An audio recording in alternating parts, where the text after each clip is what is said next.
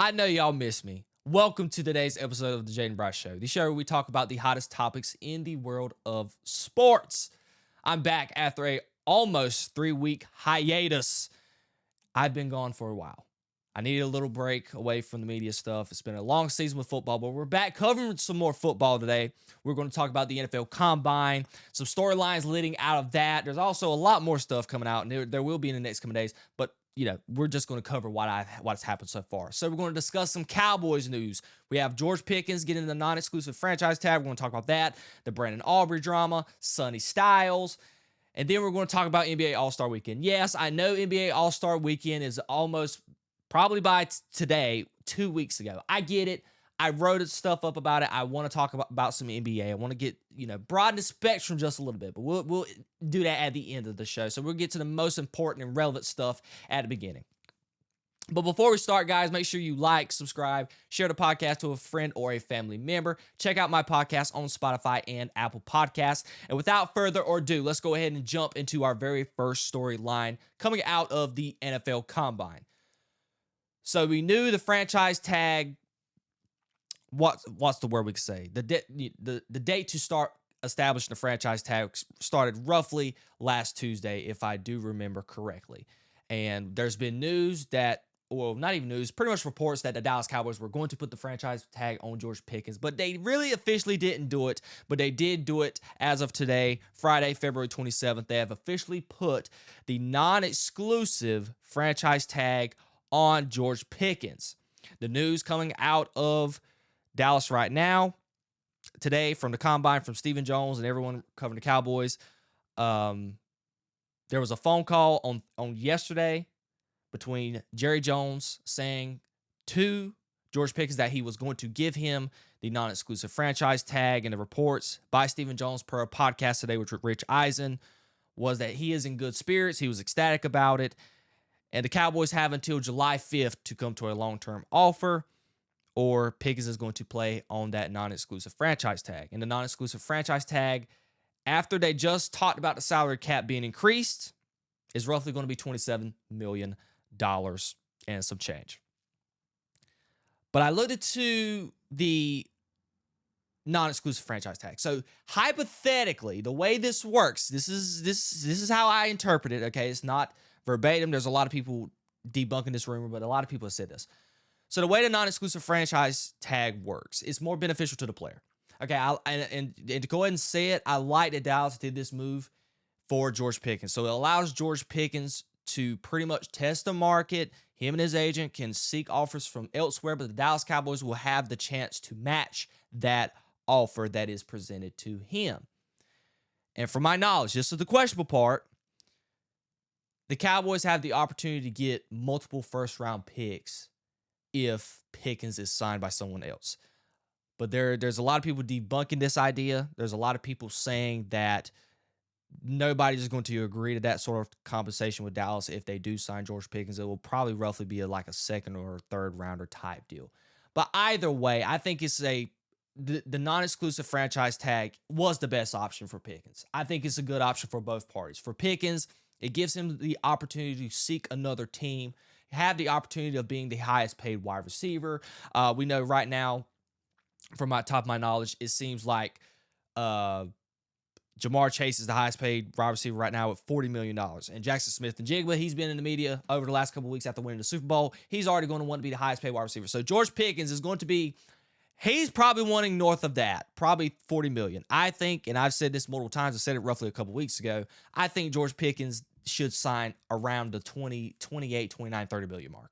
I think he's a wide receiver too. He should be paid as such, get as much as what T. Higgins. I think T. Higgins was around the 27 million range. I think that's what George Pickens should sign for. But it's a good move in that sense for George Pickens, and it is a good move for Dallas because if George Pickens does not decide, if they don't want to match the offer that someone else is given for George Pickens, they have the ability to get some compensation for that. So, you can, the way you can really think about it, you're still trading away a player and getting something for him, even if you lose him through free agency by this non-exclusive franchise tag. So that is a good choice, in my opinion, by the Dallas Cowboys. But let's just think about it in this broad standpoint, and let's get to the meat and potatoes of this situation. The reason why you do this if you're Dallas is because you do not trust that George Pickens is going to be a good quality player on the field and off the field for 4 straight years. There's a track record with this kid already. It was in college. It was for 3 years in Pittsburgh. And there were some moments this season with the Dallas Cowboys, specifically the game on Thursday Night Football, big game, needed game, got to win it. In Detroit, CeeDee Lamb goes down with a bad concussion, and George Pickens was a no-show. And the attitude and things of that nature, everything that he had, all the issues that he had stemming from Pittsburgh, it came running head that Thursday night against the Lions. So when you have somebody with these type of character traits, you have cause to pause to want to invest that type of money into somebody. Because when we think about the Dallas Cowboys, they're paying someone in Dak Prescott, market value, one of the highest paid quarterback right now in the NFL is $60 million. CeeDee Lamb is getting paid $34 million. He's top 5 right now at the wide receiver market. So you can't really be in the business of paying 2 wide receivers that caliber money. You just can't do it. How's it going for the Cincinnati Bengals? Granted, a lot of it has to do because their quarterback isn't healthy, but it has been a recipe for disaster for them. They can't even get into the playoffs. And then when you think about the other token, their defense is something that needs to be invested in as well. So there's a whole lot of moving parts to this process when it comes to trying to invest in this type of money into George Pickens. Now, granted, is it in the best interest of the Dallas Cowboys to have George Pickens as a part of this offense? Yes, because the Dallas Cowboys, arguably without a shadow of a doubt this season, had a top 3 offense. Was it even negotiable across the league from the fans, the media, etc.? We have said on multiple occasions that the Dallas Cowboys had the best offense, and it was because of George Pickens. We're talking about a guy in George Pickens who had 1,300 yards. He was, to my knowledge, if I remember correctly, a second team All-Pro at the wide receiver position. He made his first Pro Bowl. He had a lot of career accolades under the Dallas Cowboys. But it's just 1 year. I think it's smart to do a franchise tag just in this sense. How is year 2 going to go? How is this guy going to do with 2 years under Brian Schottenheimer and this organization? Who knows if that first year was a fluke? Was he putting on a show?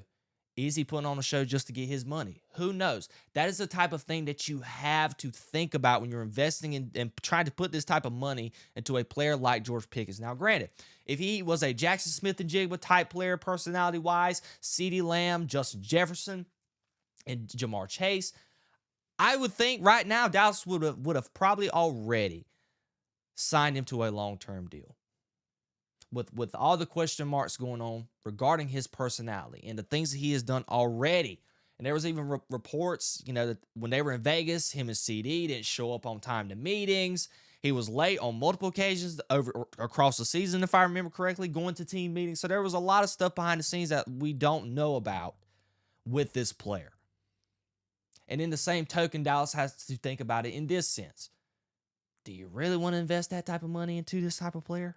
For 2 wide receivers, when you need other team needs? Granted, you have 2 first-round picks to dabble with, but these are the type of questions that the Dallas Cowboys are asking themselves.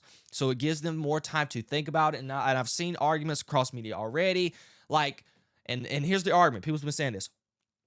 Why hasn't the Dallas Cowboys thought about all this before trading for the player?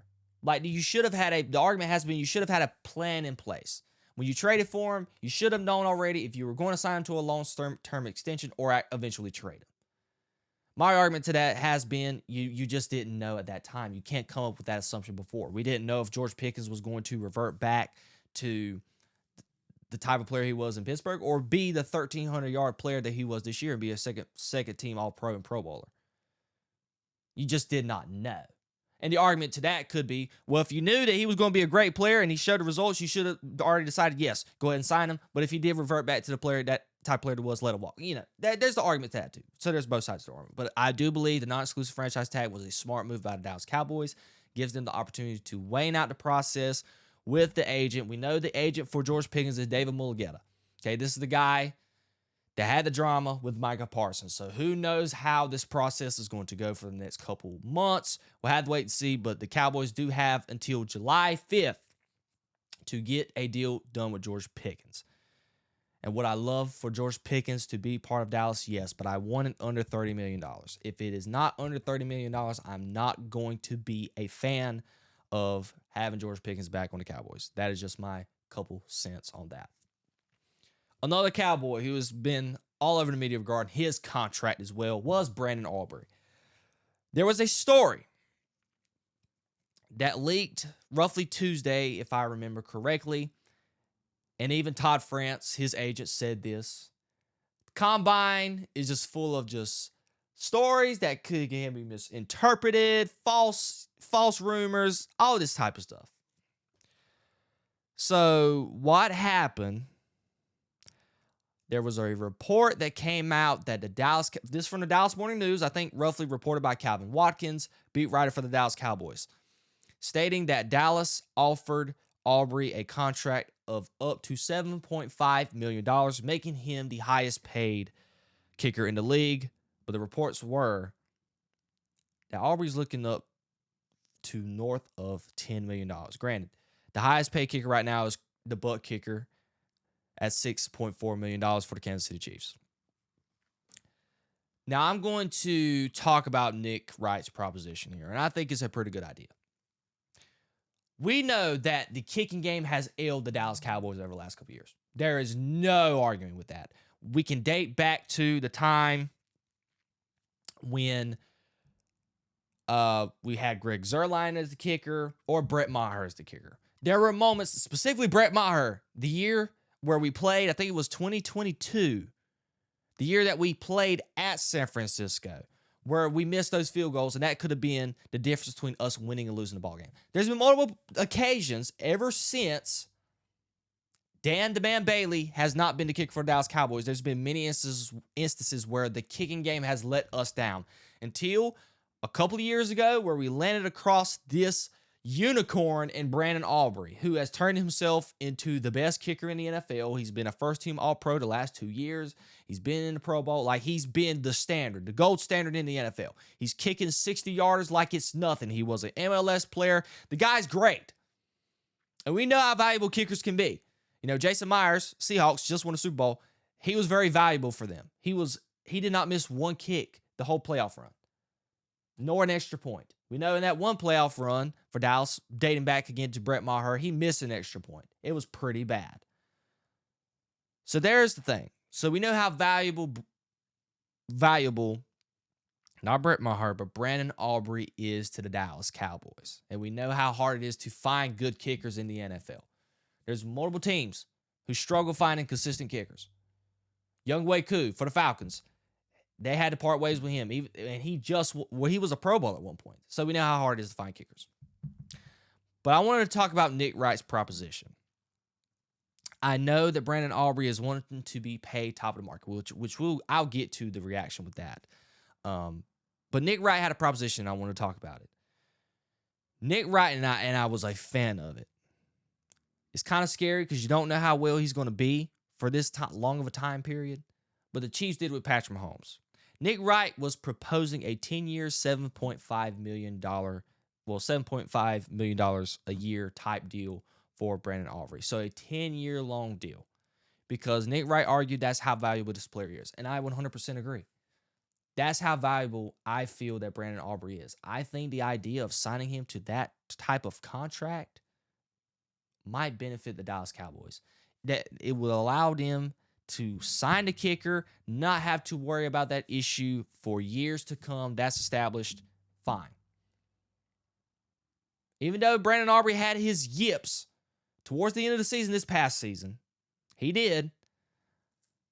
But the season was already dead and gone. I'm not worried about that. I'm not. But that's a good proposition, and I think it's something that the Dallas Cowboys really should consider when it comes to re-signing Brandon Aubrey, although I don't think that's going to happen. But here is what the actual reporting is. And here's where the false stuff comes along. It took me that long. I should have said this at the beginning. But Brandon Aubrey came out on Instagram and pretty much responded to the report by 105.3 The Fan and pretty much said it was false.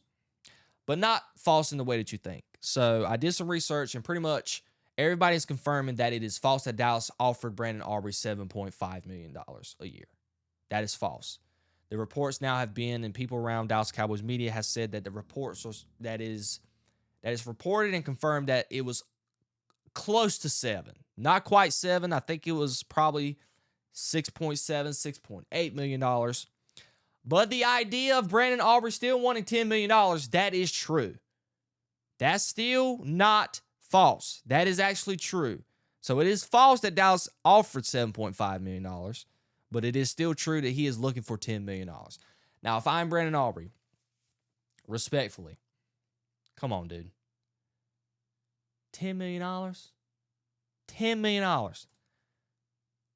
You want, we understand with the quarterback market and at the time when you had Tua and everybody else to sign, there were, you go up maybe $1 million, from 51 to 52 to 53 to 54. And then Dak, I think the number was 54 for somebody. It might have been Jordan Love. I can't quite remember. Then they jumped $6 million ahead of that to sign Dak. And that's probably what Brandon Aubrey and Todd Francis is using as leverage in contract negotiations when it comes to the Joneses. But you cannot do that for a kicker. I'm sorry. I understand Brandon Aubrey is historically great. He could go down as one of the best kickers in the history of the NFL. The way he kicks a field goal, when you cross the 50-yard line, you're in field goal range. You're in field goal range. And that is a big asset to have in playoff games. But man, Brandon Aubrey, $10 million? What is that? Roughly a $3.6 million jump in resetting the kicker market? How do you think other teams are going to feel? I really do not think, and I do not feel around the league that there are going to be teams who want to invest $10 million or more in a kicker. Resetting the market? There's no right team in their right mind out there who feel like, even like Cameron Dicker and Jason Myers, teams who have great kickers. There's no way that their agent is going to go into a GM's office. They're not going to go to Seattle's GM's office if the Cowboys were to sign Brandon Aubrey $10 million.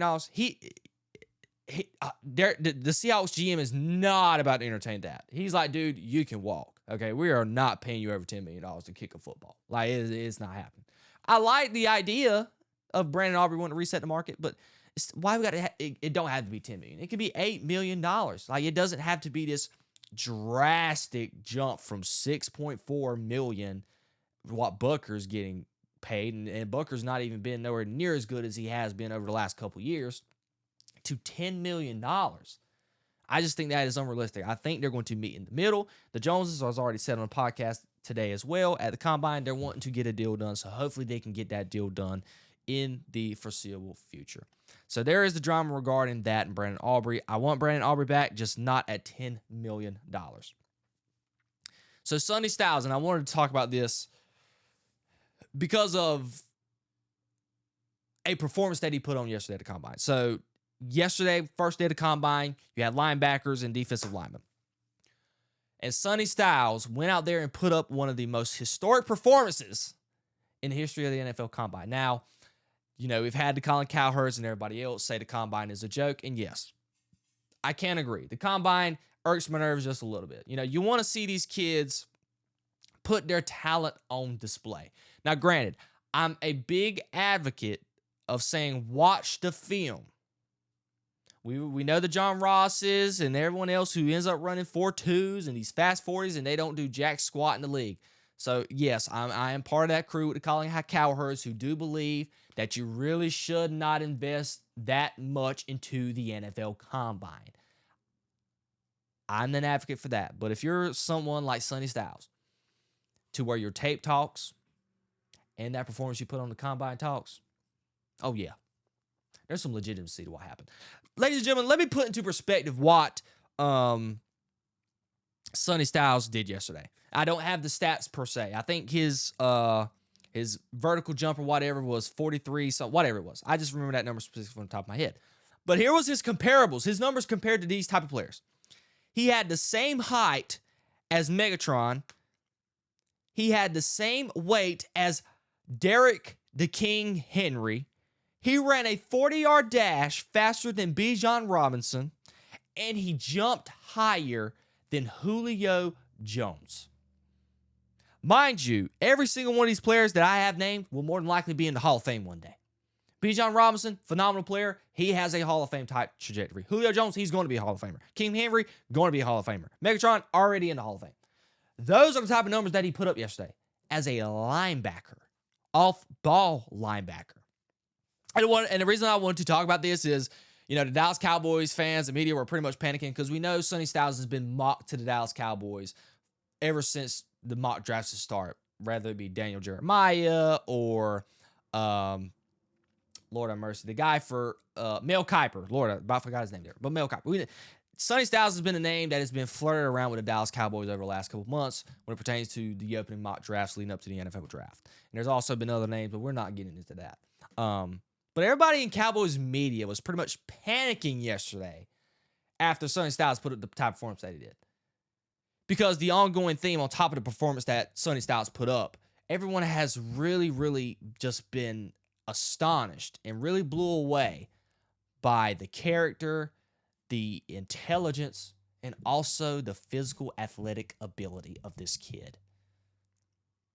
He is without a doubt elevated his draft stock. And I wanted to, so Dallas picks 12, and I went back, I figured out who picks top 12, all the way up to Dallas, even pick 11. I know the Dolphins have pick 11. There are only just two teams that I really see possibly drafting this kid ahead of Dallas, and that is the Commanders and the Bengals. The Bengals did draft Demetrius Knight last year. He was a starter on the team this year. He played pretty well. So who knows if they're wanting to go that route. There's been players like Caleb Downs being mocked to them. And another team is the Washington Commanders. Bobby Wagner, he's old. You really don't have a good linebacker outside of him. So I could see the Commanders possibly doing that as well. But outside of those two teams, I still love the chances of Sonny Styles going to the Dallas Cowboys. Now, granted, after what I saw yesterday, putting that alongside Demarion Overshawn, if healthy, that's going to be great for the Dallas Cowboys. And we're talking about a guy in Sonny Styles. He only had 2 missed tackles all season last year. All season. And mind you, one of them was in the college football playoff game. Heck, it might have been both of them, if I remember correctly. I think, now that I think about it and talk about it, I think that going into that game, he had no missed tackles all season. Just phenomenal. He's a phenomenal player, and he's the type of caliber linebacker that the Dallas Cowboys is needing on that defense right now. He just a must need. He ran a 4.4. That's a sideline to sideline speed, which I know a lot of people are saying. I think PFF posted that that's one of his negatives right now when it pertains to the type of player, caliber player he is. He does not move great lateral wise, but I do not care. He runs a 4.4. I don't know how his conjure was, but Sonny Styles was absolutely phenomenal yesterday. You got to tip your hat off to the kid. Like that having the same height as Megatron, the same weight as King Henry, he ran faster than Bijan Robinson and jumped higher than Julio Jones. So a guy who has the same weight of King Henry and the same height as Megatron, moving like that, that's just a once-in-a-lifetime type athletic ability. And this kid, mind you, played safety at one point. He wasn't even a linebacker. I think he weighed in at 246 pounds. So he's put on some linebacker type weight. So Sonny Styles has established himself into one of the can't miss prospects coming up in this upcoming draft. But he is one of my favorites right now for the Dallas Cowboys going into the draft, alongside Mansour Delane, cornerback from LSU, and Caleb Downs. I need some Ohio State in my life. And even not only Sonny Styles, but Arvell Reese. He is another guy who put up a great performance yesterday in the Combine. So it was good to see. And I do not believe it is one of those things where the kid is going to do well in the Combine and then he's just going to be a bust in the NFL. The tape talks. This kid is phenomenal. He has been a top 15 prospect in this upcoming draft all year by all the big people who cover the college football for the NFL draft, whether it be Mel Kiper, Daniel Jeremiah, Jordan Reed. Is it Jordan Reed or Jordan Jones for ESPN? I think it's Jordan Reed. But all these people who cover this stuff for a living.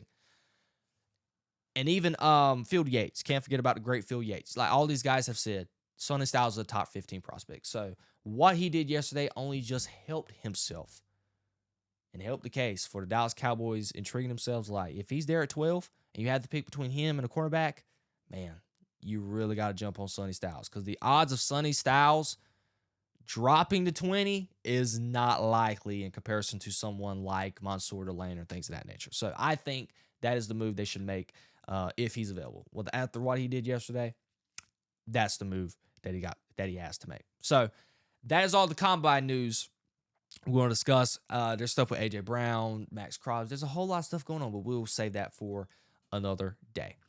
Now, I wanted to talk about the NBA All-Star Weekend. Yes, it was 2 weeks ago. I don't care. I want to talk about it because if you did not know, I have a love-hate relationship with the NBA. I grew up watching the NBA more than I did the NFL. And you can tell from my channel and my creating my content, I've become a lover boy with the National Football League. That wasn't the case roughly 6, 7, 8 years ago. I loved the NBA. I loved Kevin Durant. I was a Thunder fan. I loved LeBron. I loved Steph Curry and the Warriors. Like, I loved the NBA. But I slowly fell out of love with the NBA before COVID. And I've not loved the All-Star Weekend for a long time. I've said on multiple occasions outside of my podcast to peers that the NBA All-Star Game has not been good since 2016. The year where we had the Aaron Gordon, Zach LaVine dunk contest. That's how long it has felt to me that NBA All-Star Weekend has been great. Because the slam dunk competition, they cannot get superstars to do it. The three-point competition is the only good thing they have. The skills and everything else has not been that great. They tried to maneuver that the last couple years and adding the new, what is it called? I don't even remember what it's called. It's the three-way contest. Well, whatever it's called. I can't even remember. And also the Celebrity All-Star Game. The Celebrity All-Star Game is something I look forward to because of the Kevin Harts and Justin Biebers and everyone used to compete in it. But now they really can't get nobody to even do that either. So the NBA All-Star has just been a nosedive. And we know the numbers over the last couple of years have been great. And even the All-Star Game itself has not been good because it's not competitive. Well, I have to admit, I didn't watch it. I didn't watch it because I was busy. Valentine's Day weekend, a whole lot going on. But I did watch the highlights, and I can say I found myself really impressed. And I had a positive connotation towards what I saw in the product of NBA All-Star Weekend. I thought the All-Star Game itself was a drastic improvement. And that is because of Wembanyama and Anthony Edwards. The thing for Adam Silver this year, we wanted to do Team World, we wanted to do Team USA. Days leading up to the event, Wembanyama was really taking it home. And, people like Katie and everyone had their 2 cents to say about it. Katie was really questioning, like, do you really think the Europeans are going to play that hard in the All-Star Game? But Wembanyama went up to the press conference leading up to All-Star Weekend and was like, I'm going to play hard. And if nobody else plays hard, so be it. I'm going to play hard. And Wembanyama was out there blocking shots, shooting threes, playing defense. He was doing it all. And Anthony Edwards, he was caught on camera saying this, like, all right, we about to match that intensity. We about to roll. And Anthony Edwards did that and went on to be the All-Star Game MVP. And that is something that was good for basketball. It is good for basketball because there's been conversations about, who's going to be the next face of the league.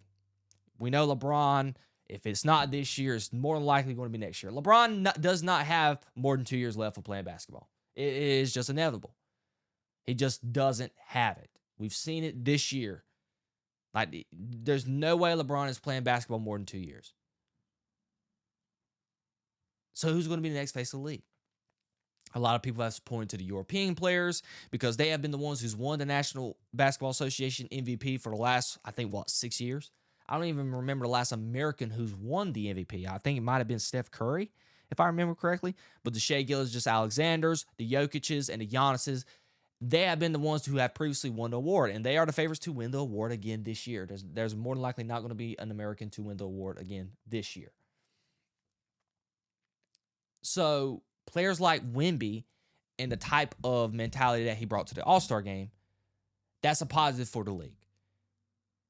But also, if you're like me and you grew up loving the game of basketball and you fell in love with the players, because I've argued multiple times that I have not fell in love with any of the new generation players. The Trae Youngs, Luka Doncic's, all these guys, I just do not love. I've grown to love Cade Cunningham and the Pistons just a little bit because it reminds me of just old school basketball. I'm enjoying that type of aspect, and I enjoy the competitiveness of the type of play that the Detroit Pistons bring to the game. But this guy here, I love this man. I love his attitude. I love his game. He just reminds me of Jordan. The way he plays, the way he talks, the way he carries himself. And I'm talking about Anthony Edwards. What he did in All-Star Weekend, the type of mentality that he's had over the last couple of years in the playoffs, that is a guy who you can market.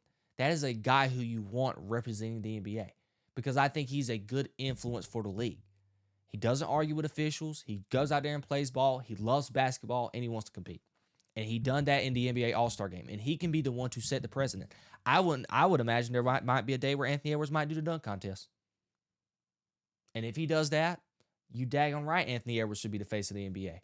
So he is a name for the USA type aspect and outlook of it, who I think should be eligible for being the face of the league in the future in the NBA. So give credit to Wemby and Ant-Man. They pretty much saved. They allowed the All-Star game to last another year. They gave it a little bit of faith and fate, okay? And the three-point contest, it was great. It was, and this is another reason why you got to give credit to people like Ant-Man and Wemby.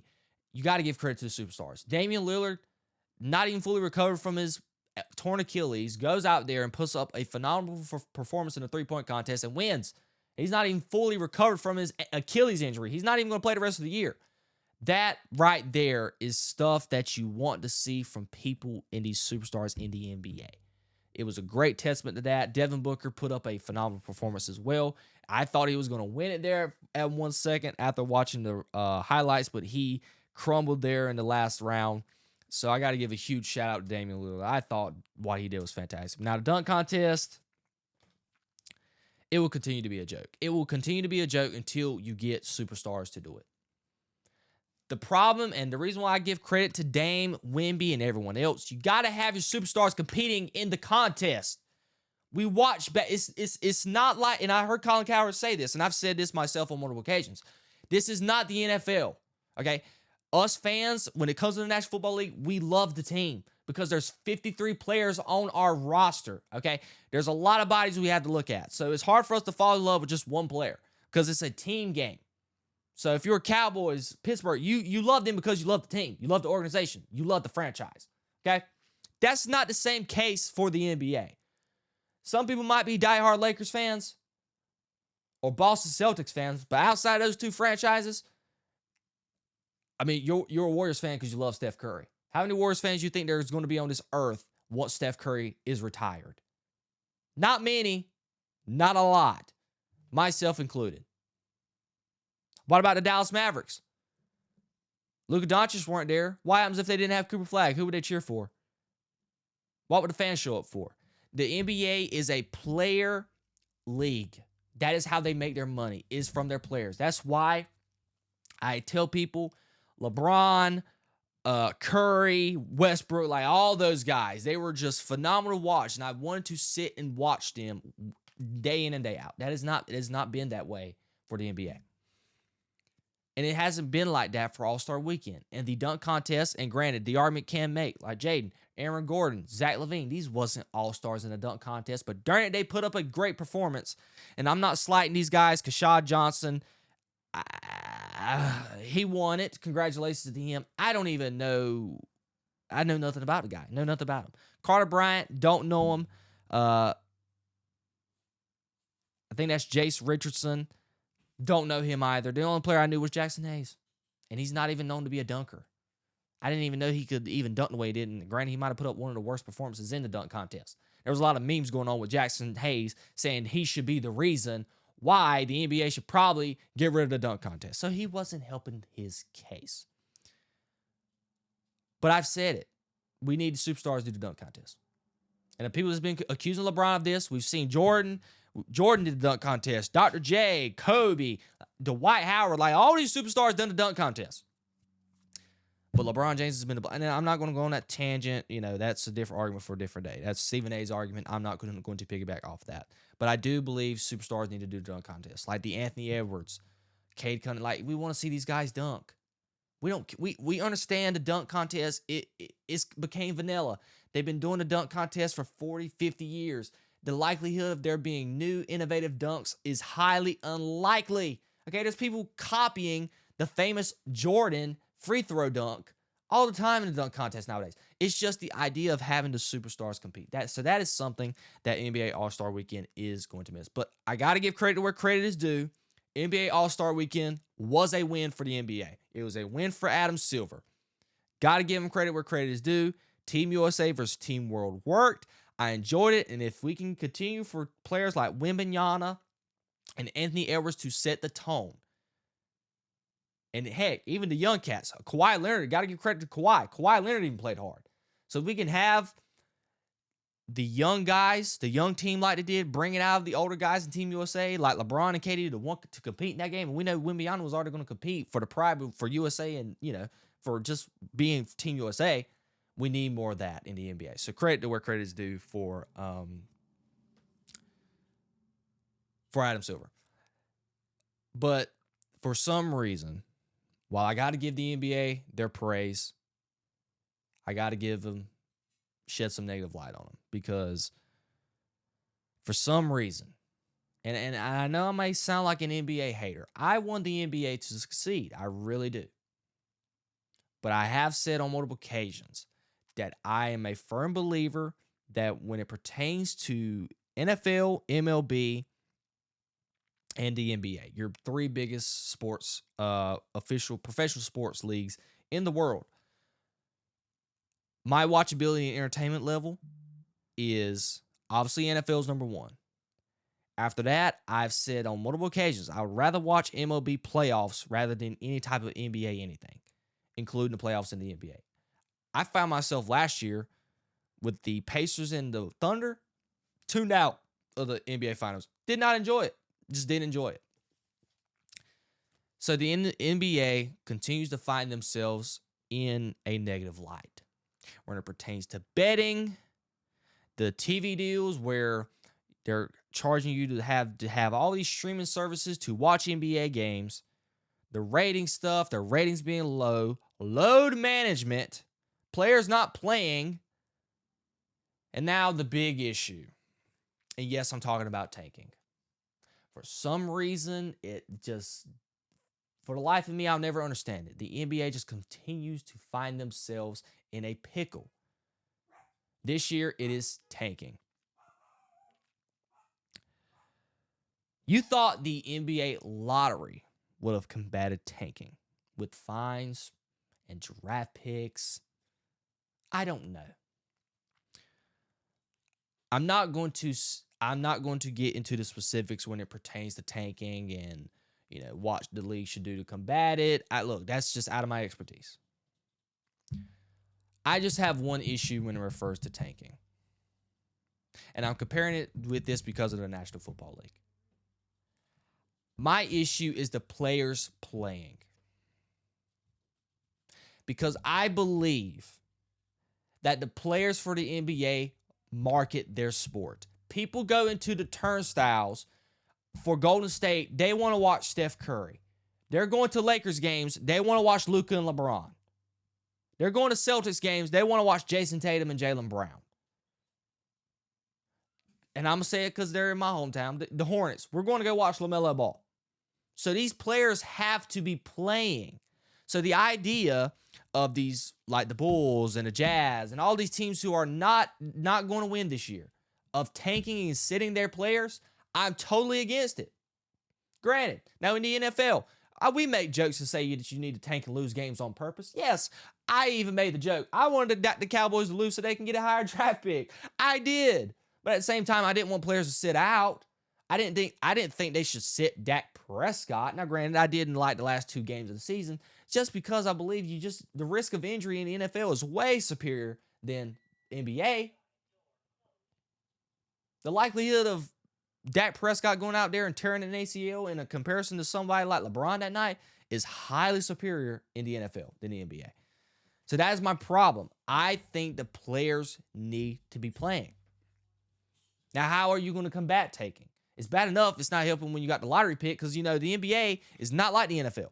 Just because you're tanking and losing games, you're not going to get the number one pick. It's left up to a lottery. And even as I'm talking about it, I still do not know verbatim how the lottery stuff works. It just still confuses me. But how do you combat it? Fines? Getting rid of the draft picks? I don't know. I don't care about that point. My point is with the NBA. And Adam Silver needs to crack down on this right now. Even with the tanking, you need the players to play. There's even news right now. I just saw the other day. Shannon Sharp and Nightcap was talking about it. Lauri Markkanen, the best player right now for the Utah Jazz. They're part of the tanking. So the league is sending a league medic to go check and make sure that Lauri Markkanen is actually injured. That is how bad the tanking has gotten in the NBA. It is just a horrible look. You want your players playing. And there's stuff going on right now. Adam Silver implemented the rule where you got to play 65 games in order to be eligible for awards, MVPs, first team All-Pros, and things of that nature. Well, there's some big names who are not going to be eligible for awards this year. I know some are officially not available for awards, and some are on the brinks. Devin Booker, Shai Gilgeous-Alexander, Nikola Jokic, Steph Curry, LeBron, all of these superstars are not eligible for awards or soon to not be eligible for awards just because they've missed games. That is how bad that Adam Silver has tried to combat load management and tanking. I think load management right now is the biggest issue in the NBA. I firmly believe that. Yes, tanking is bad, but tanking and load management, they are somewhat correlating with one another. If you crack down on that, I don't think tanking is going to be that drastic of an issue in comparison to tanking. I think load management is a bigger problem. I think NBA fans, they pay a lot of money for these games. I would hate to see how much Lakers tickets are if you just want to get in the mid-levels to watch LeBron and Luka. I hate to see the price. I don't even want to know. I might cry thinking about it. But an average fan who just wants to go see a ball game, we want to go see these superstars. So the superstars need to be playing. There's been multiple occasions so far, and we know LeBron's old, but even Austin Reeves and Luka, they've been sitting out. Load management is a problem. And until the NBA cracks down on that, all the other things really don't matter. I don't think tanking's a bigger issue. I don't think the TV deals are a bigger issue. I don't think the ratings is an issue. The ratings is an issue because of the load management. All of this, everything relates to load management. And I think Adam Silver and the NBA really, really, really needs to crack down on that. So that's my 2 cents on the tanking. But now we have reached the end of today's show, today's podcast. Thank you all for joining me. It was fantastic to finally get back on the microphone. It has been roughly almost 3 weeks. It's been a while since I've talked, and I'm glad to be back. I'll be back with some more news coming out from the Combine, reactions, and things of that nature. And definitely, I do plan on talking about some March Madness. That's fixing to come up. And maybe having some guests talking about the upcoming matchup between my Duke Blue Devils and Carolina coming up soon in the next couple weeks. A lot of exciting things coming up in the near future. Thank you all for listening. Hope you all enjoy, and I will see you on the next one. I'll see you all later. Bye.